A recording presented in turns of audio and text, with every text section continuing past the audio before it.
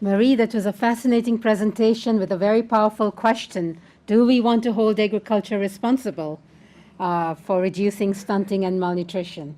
I'm sure we'll come back to it in the Q&A. Let me at this point introduce our third speaker, and that is Olivier Ecker. Olivier is a senior research fellow here at IFPRI in the Development Strategy and Governance Division, and he will also present from his chapter. Olivier, we look forward to your remarks. Thanks very much. So I will talk about reshaping agriculture to reduce obesity, and unlike Marie, I will focus more on the policy dimension and at national and global level. To give a brief introduction, we know now that more than 2.1 billion people suffer from overweight and obesity worldwide. That is 30% of the world's population. Almost 2/3 of the world's obese population lives today already in low and middle income countries. The prevalence of obesity is suspected to increase at current or even higher rates in all developing country regions, and of course this has critical implications for healthcare budgets and economic development in these countries. We know that obesity increases the risk of common non-communicable diseases such as cardiovascular diseases, heart attacks, strokes, type 2 diabetes, and hypertension. The obesity epidemic and the associated non-communicable disease burden are primarily caused by an unbalanced, calorie-rich diet and the overconsumption of unhealthy, calorie-dense foods and beverages, like foods that are rich in fat, saturated fat, trans fat, rich in sodium, rich in sugar. Many of the snacks that we consume belong to this group, and as well as soft drinks. To give you an idea, between 1981 and 2011, the per capita availability of calories in animal protein rapidly increased globally. The availability of per capita calories by 13% and that of animal protein by 33%. The increase was much higher in Asia. Here we see an increase for calorie availability of 21% and animal protein availability of even 133%, largely driven by China. Overall, I guess there are at least 4 ways in which agriculture, and particularly the agricultural and technological revolutions of the late 20th centuries, have likely contributed to the growing obesity epidemic in developing countries. I will focus on the 3 main ones. The first one is that improved agricultural technologies and practices have substantially increased staple crop yields, so making food more available, and have also raised farm household incomes. The second way is that increases in agricultural productivity and agriculture outputs have reduced and stabilized real food prices, especially for staples and animal products, and hence lowered the costs of a calorie and protein-rich diet for all consumers, relatively and absolutely. And the third way is that agriculture and food policies, including input subsidies, output price distortions, import and export taxes in both developed and developing countries, have led to distortions to agriculture incentives. This reflected in food supply and the pricing of the different food items that we consume. This slide here shows you a couple of trends, especially those trends in global food prices and the availability of calories and animal protein.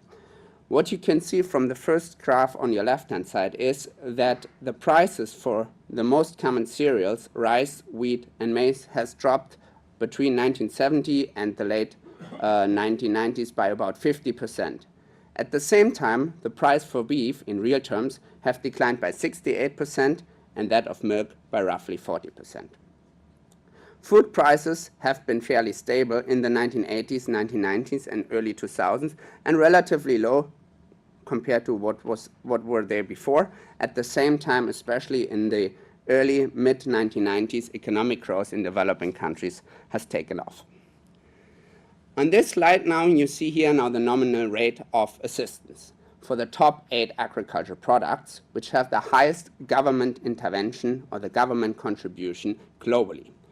All of these food items are our main providers of calories and animal protein. This is wheat, rice, maize, sugar, poultry, pork, beef, and milk.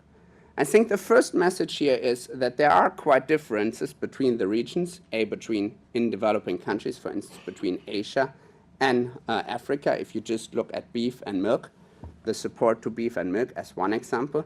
But I think the second main message is that although there have been shifts in the agriculture policy regimes over the last 50 years, high-income countries have supported agricultural products much more than have developing countries.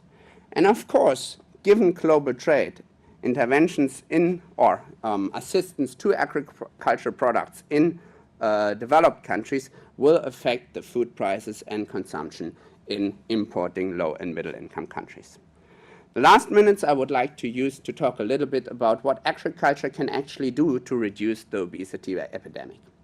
First of all, I think reforming agricultural policies, both in developed countries as well as in developing countries, that reduce or eliminate the distortions to agricultural incentives, especially those incentives that lower the costs of calorie-dense and animal protein-rich diets, can be an important contribution.